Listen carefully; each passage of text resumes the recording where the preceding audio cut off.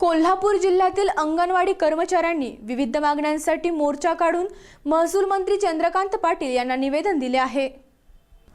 कोल्हापूर जिल्ह्यातील अंगणवाडी कर्मचाऱ्यांनी आपल्या विविध मागण्यांसाठी मोर्चा काढत महसूल मंत्री चंद्रकांत पाटील यांना निवेदन दिले आहे। जिल्हाधिकारी कार्यालयासमोर सुरू झालेल्या मोर्चात महिला अंगणवाडी सेवकांनी मोठी हजेरी लावली होती।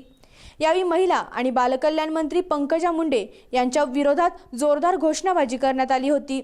यावेळी राज्यातील अंगणवाडी सेविकांच्या मानधनात वाढ करावी, बालकांना पूरक पोषण आहार देण्यात यावा अशा मागण्यांचे निवेदन महसूल मंत्री चंद्रकांत पाटील यांना देण्यात आले आहे।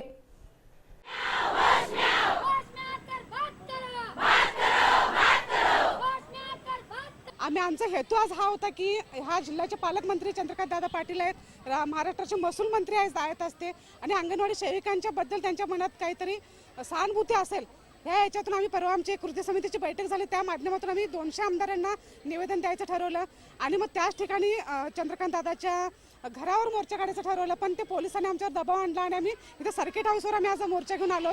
आणि मुख्य मागणी आम्ही चंद्रकांत दादाला एवढंच सांगायचं आहे, तुम्ही अंगणवाडी सेविकांचं जे मानधन आहे ती आमची 10,000 रुपयाची मागणी आणि मदतनीस 7,000 रुपयाची मागणी आहे। मुख्य मागणी ही असणार आहे। अजून एक महत्त्वाची मागणी, फक्त महत्त्वाचं आहे, अंगणवाडीचे पोषण आहार मिळतं मुलांना, 4 रुपये 90 पैसे त्या मुलांना मिळतं।